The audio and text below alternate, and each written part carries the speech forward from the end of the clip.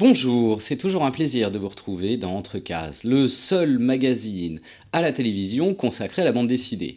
Alors, pour cette émission, je vais être accompagné, comme chaque mois, par Lisa. Bonsoir Lisa. Tu as de la chance, je suis encore venue ce mois-ci. Oui, tout à fait.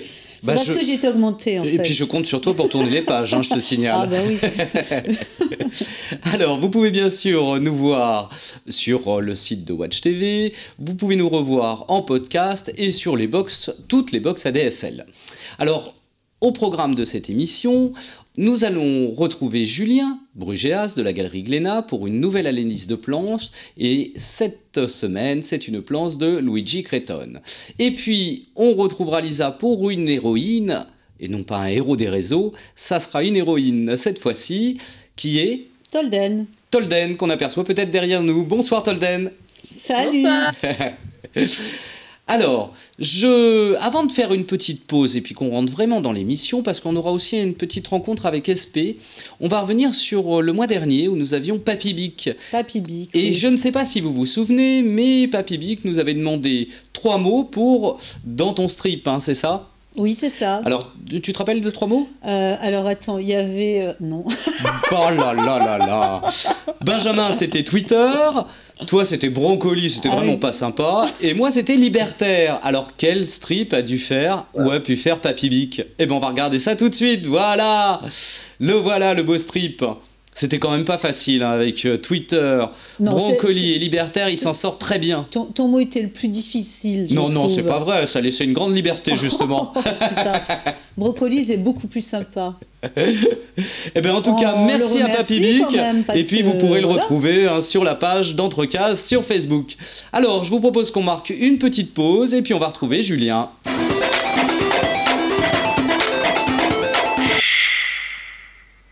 Alors, comme chaque mois, on a trouvé une nouvelle planche à analyser. Et c'est une planche de Luigi Cretton pour un album sur François Villon.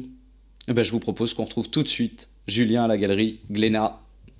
Alors, Julien, un nouvel auteur encore aujourd'hui ? Bah oui, un nouvel auteur, Luigi Cretton, qui est un auteur que j'affectionne particulièrement. Qui a fait une bande dessinée en 3 volets qui s'appelle Je François Villon, qui est l'adaptation du roman de Jean Telet, qui a été un best-seller en roman. Et donc Luigi l'a adapté en bande dessinée lui-même, c'est-à-dire qu'il a pris le texte et il a fait tout le découpage, il a séquencé, il a fait ça en 3 volumes.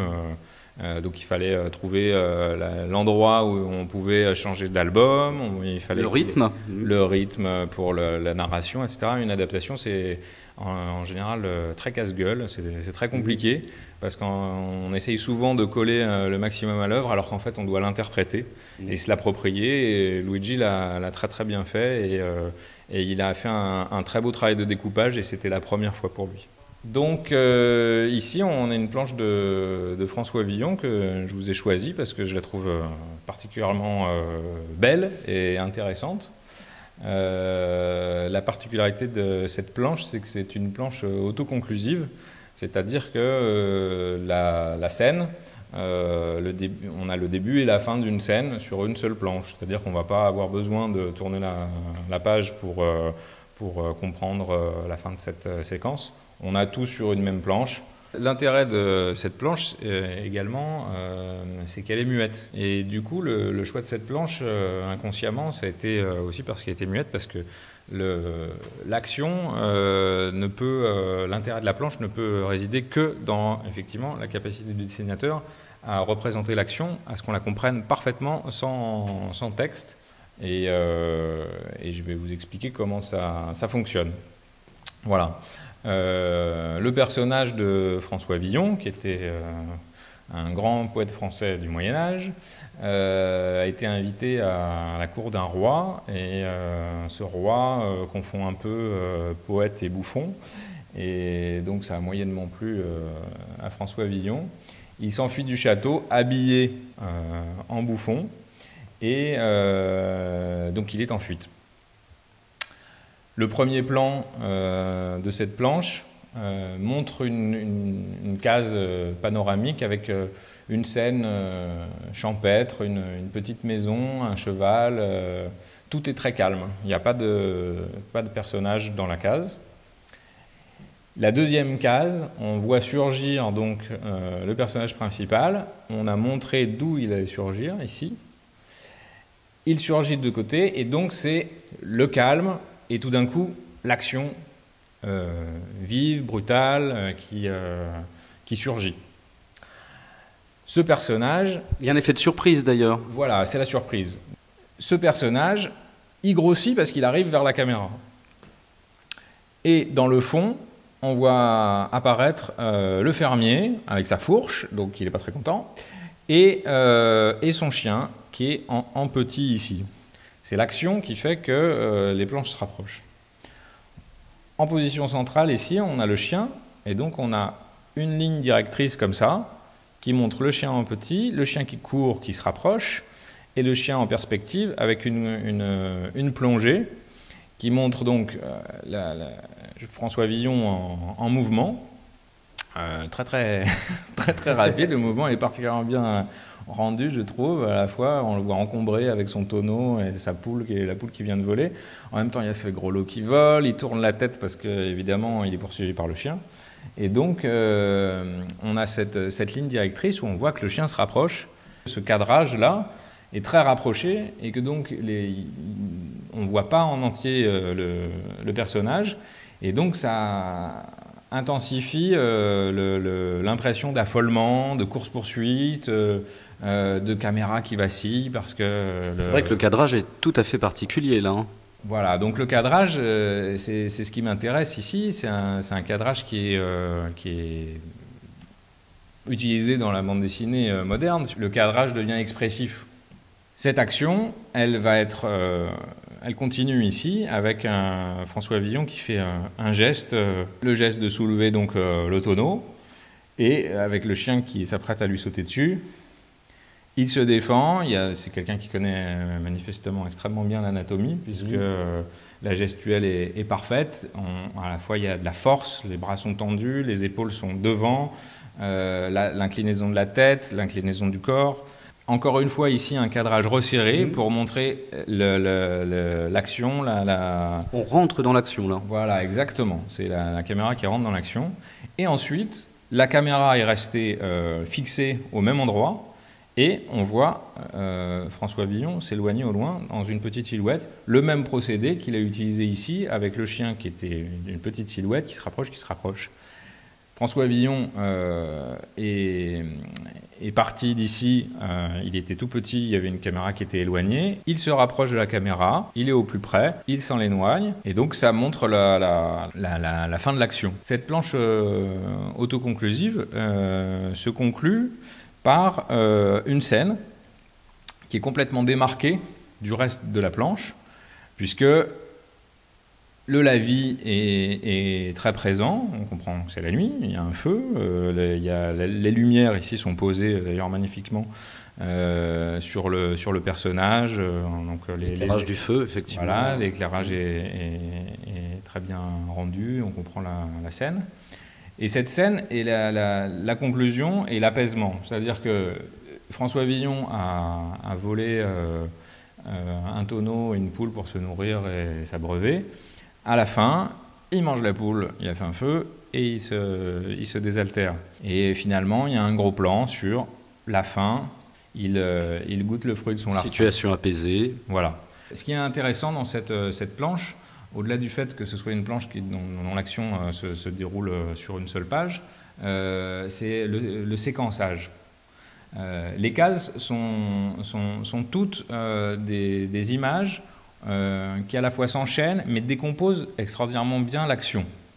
Et le cadrage renforce encore cette intelligence du découpage.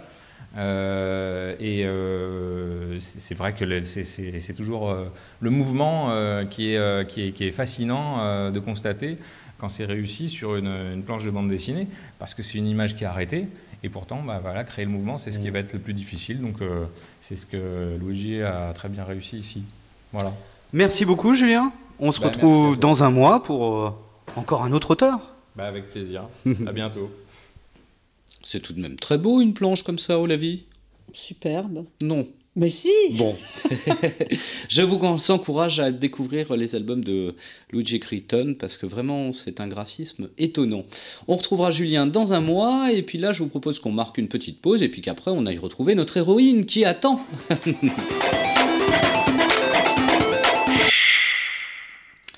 Alors, Louisa, parle-nous un petit peu de Tolden. Alors Tolden, qu'on surnomme aussi Tata Toldi. D'ailleurs, son Facebook, puisque je donne toujours les adresses Facebook, puisque mes invités sont des gens qui sont actifs sur les réseaux sociaux, dont c'est Tata Toldi avec un E, voilà qu'on voit apparaître à l'écran. C'est là qu'on peut aller voir son travail.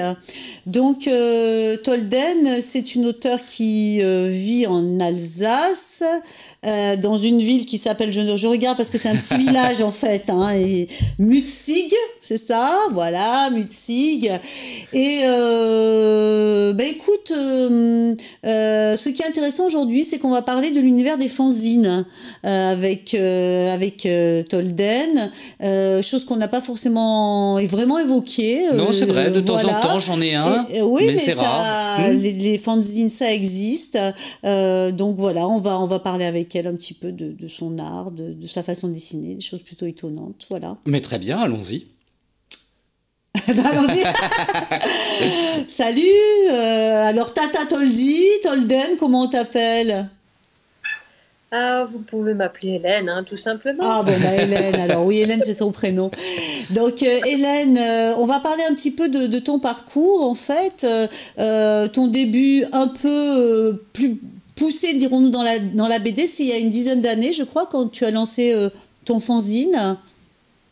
Oui, voilà, il y a quelques années, je commençais la BD et le dessin en faisant mon fanzine, qui se nomme Grand Gaudi, que j'ai commencé avec des camarades de classe en BTS.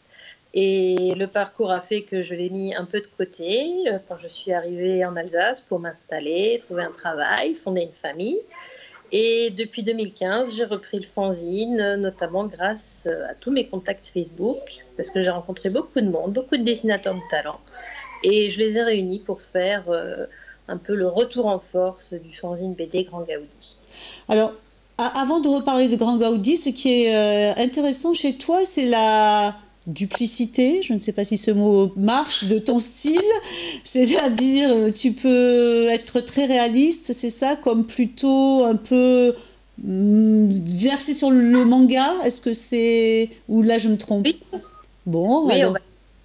Il y a deux grandes tendances, c'est vrai.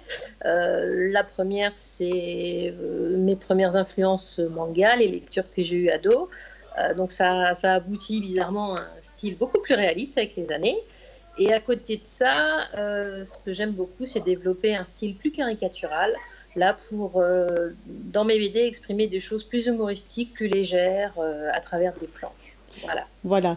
Et donc ça, on peut voir là actuellement à l'écran ton trait réaliste. Deux traits différents là encore. Oui, en même temps. Oui. Puis voilà, ça le côté un peu plus fun. Je suis très nulle en style, donc je vais utiliser un vocabulaire très basique. Et alors donc, au niveau de la BD, ce que tu aimes bien raconter, c'est des petites aventures de ta vie, c'est ça, je crois? Oui, c'est des aventures du quotidien, parce que depuis que je suis arrivée en Alsace, je suis un peu une expatriée, je viens de Lorraine. J'ai trouvé la famille et le travail en Alsace. Enfin, Lorraine-Alsace, c'est pas très loin quand même. Non, ça va.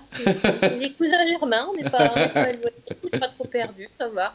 Donc, c'est vrai que le quotidien, le mieux, c'est toujours de parler de ce qu'on connaît. Et ce qu'on connaît, c'est le quotidien avec les petites anecdotes de tous les jours, surtout avec la famille qui a quand même beaucoup d'importance à mes yeux. Donc, j'aime bien porter ce regard, des fois un peu critique sur moi-même. Et je le fais grâce à ces petites planches humoristiques qui ont, on va dire, leur petit succès à chaque fois que je les partage sur ma page ou sur différents groupes de dessinateurs. Donc généralement, c'est des histoires en une planche. Oui, voilà, on fait assez court. Non, mais je te coupe, je peux poser des questions oui, quand même. Invité quand même. Vas-y. Et alors donc justement, est-ce que je crois qu'en début avril est sorti ton dernier Grand Gaudi, c'est le numéro 9, c'est ça? Exactement. Dedans, il y a des planches comme ça un peu, ou qu'est-ce qu'il y a à l'intérieur de Grand Gaudi en fait? Alors il y a tout, il y a beaucoup de planches de BD, il y a beaucoup d'illustrations et on fait un thème général dans tout le numéro. Et comme Grand Gaudi, c'est un univers qui parodie l'univers des sectes, on essaye de prendre un thème un peu biblique comme la traversée du désert et on le détourne complètement et ça n'a plus rien à voir. Et là, on a des choses magnifiques en planche ou en illustration d'ailleurs.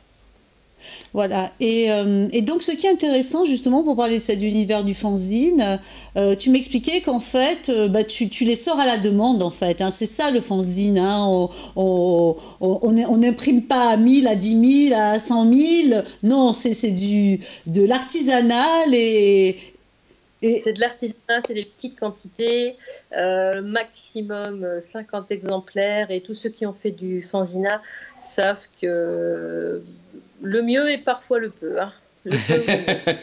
Et des fanzines que tu vends aussi en salon, c'est ça? Tu vas dans des salons un peu pour les présenter?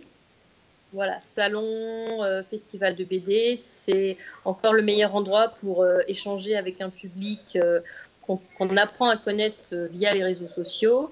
Et là, c'est la rencontre. Il y a beaucoup plus d'échanges directs avec le public. Et c'est là qu'on a aussi beaucoup de retombées qui sont très utiles pour faire évoluer le fanzine.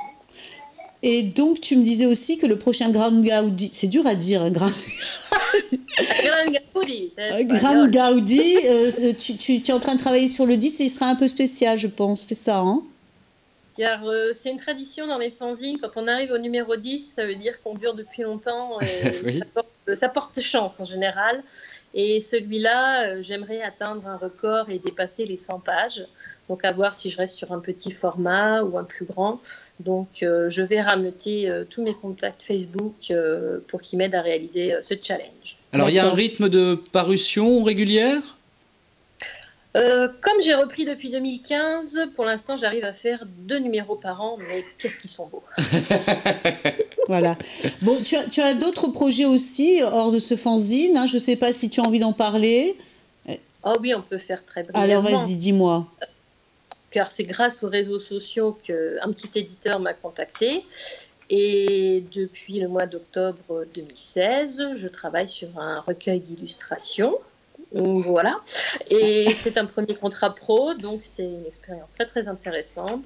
Et je finalise ce contrat avec une amie qui est ma coloriste depuis déjà une dizaine d'années, Saki, que vous pouvez voir dans les dessins qui s'affichent à l'écran.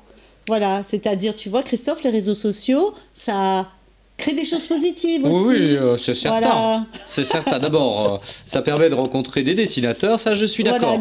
Voilà. Après, il y a tout le reste, je n'en parlerai pas. Bon. On va pas faire le débat ce soir. Ben écoute, merci beaucoup, Hélène. Alors j'aurais juste une dernière question. Vous n'avez pas fait votre BTS en Espagne, pourquoi Grand Gaudi ? Parce que justement, pendant mon BTS, j'ai découvert cet architecte et je suis devenue une grande fan. Je rêve d'aller à Barcelone, entre autres, pour voir la Sagrada Familia. Et à l'époque, je ne voulais pas que mon fanzine ait un nom à consonance trop japonaise ou trop anglaise parce que tout le monde faisait ça. Et comme j'aime donc pas l'Espagne. Je voulais faire mon intéressante. Alors je suis partie sur Gaudi. Excellent. Bon, bravo. Merci beaucoup, Hélène. On se redira au revoir en fin d'émission si tu veux bien.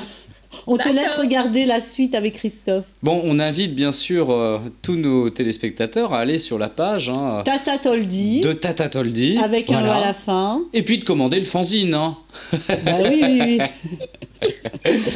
Alors, je vous propose qu'on marque une petite pause et puis on va retrouver un auteur qui s'appelle Espé, qui a sorti il y a quelque temps un album qui s'appelle Le Perroquet chez Glénat. Alors, on marque une pause et on retrouve Espé.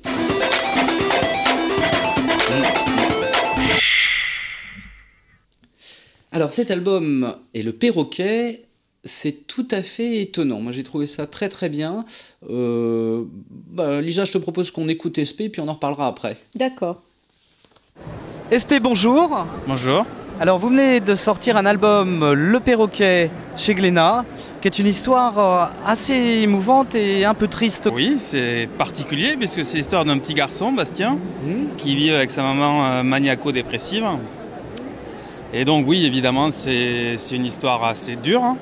Mais en même temps, on voit tout ça à travers le regard d'un petit garçon. Donc il y a beaucoup de tendresse, d'émotion et une part un peu de surréalisme, puisqu'il voit des choses et il voit un personnage à travers sa maman. Oui, puisqu'il la voit comme une super-héroïne. Ouais, c'est ça. Ouais.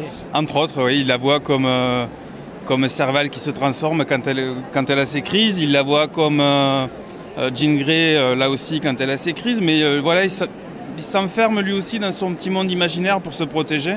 Oui, avec les yeux d'un enfant de 8 ans. Oui, c'est ça, avec les yeux d'un enfant de 8 ans et avec l'imaginaire d'un enfant de 8 ans. Alors, il y a une part très autobiographique dans cet album. C'est une autofiction. Alors, voilà, il y a eu 2 points de départ. Ma maman est malade depuis que je suis né. Donc, ça fait 42 ans, puisque j'ai 42 ans qu'elle navigue entre 2 univers. L'hyperactivité, puisque c'est la caractéristique de cette maladie-là, la bipolarité, l'hyperactivité, l'hyperémotivité, et puis des moments, des phases très difficiles, où elle sombre dans des dépressions terribles. Et il y a eu un événement il y a 4 ans, le suicide d'une cousine à moi. On nage dans la gaieté et la bonne humeur. Hein. Mais vous inquiétez pas, le livre, c'est pas que ça. Non, c'est pas que ça. C'est pas que ça. Mais voilà, je vous dis le point de départ. Donc il y a eu ce suicide et ça a été un déclencheur. Ça faisait très longtemps que je voulais parler de la maladie en bande dessinée. Montrer qu'en bande dessinée, on peut aussi raconter ce genre de choses. Et là, je me suis dit, là, je peux plus reculer. Il faut absolument que je rende hommage aux malades et que je parle de ce qui est tellement tabou, ces maladies mentales qui pourrissent la vie de dizaines, de centaines de milliers de personnes chaque année en France et on en parle très peu. Donc voilà, j'amène ce regard sur la maladie avec le perroquet, avec l'histoire de Bastien. Alors, on va pas raconter l'histoire, mais vous avez un traitement graphique avec des couleurs assez apaisantes en fin de compte, qui rendent le récit un petit peu moins difficile, je trouve. Mais oui, c'est difficile, parce que la maladie est difficile. Hein.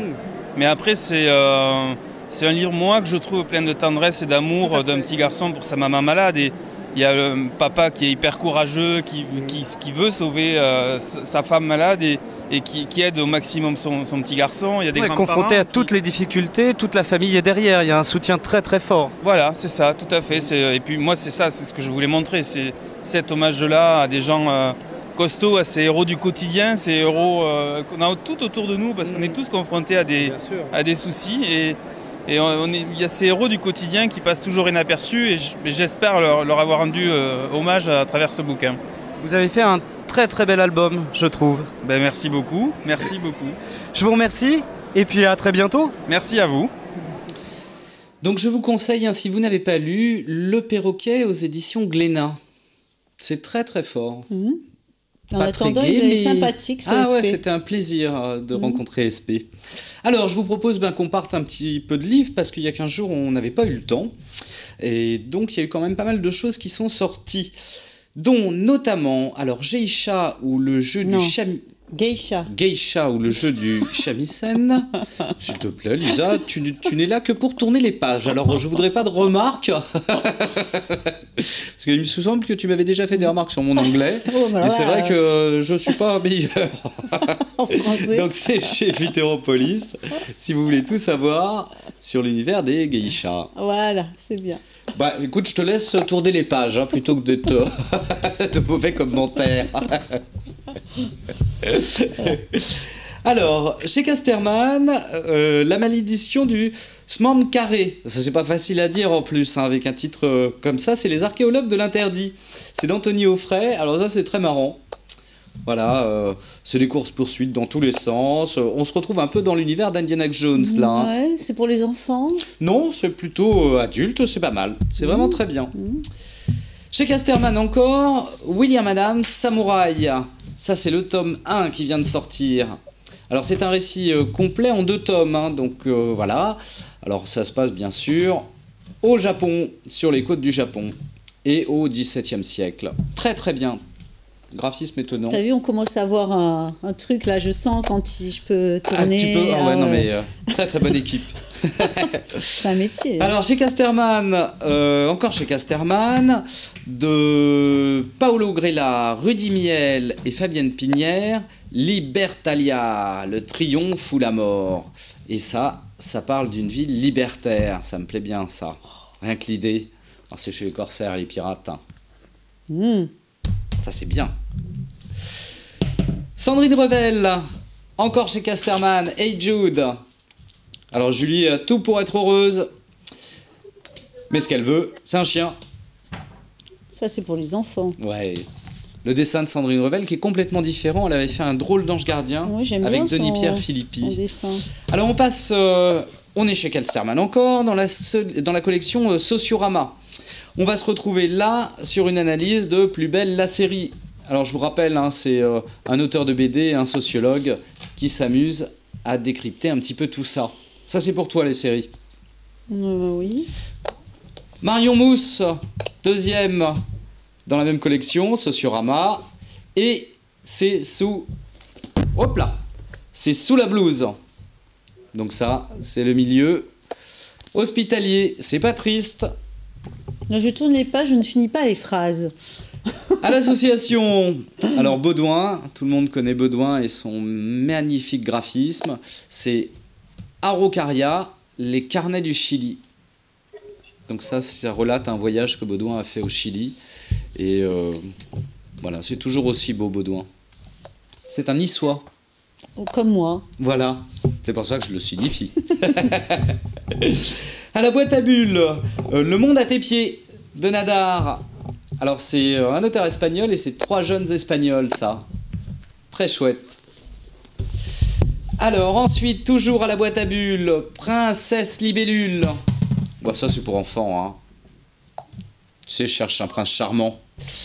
Ensuite, chez ça et là, dans l'ombre de la peur, le big data. Alors ça c'est d'actualité. On n'en a pas beaucoup parlé dans la campagne présidentielle justement de ça, de la vie numérique.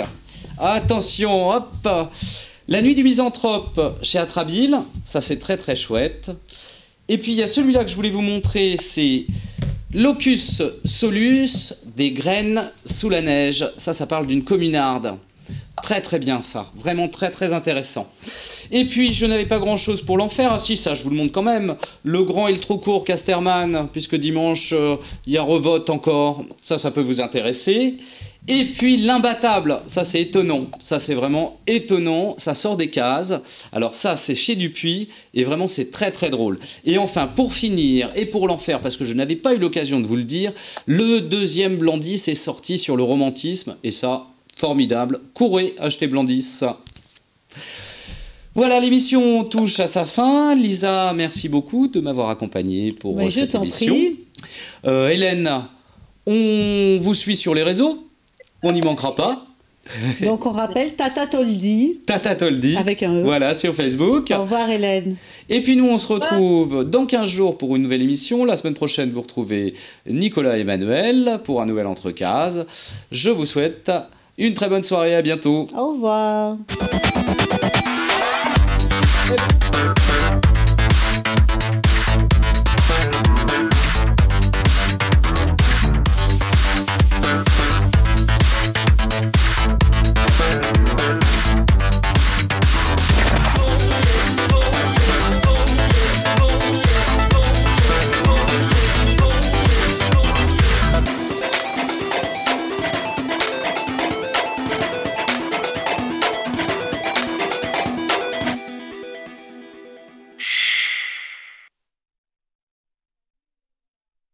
Salut Hélène, merci.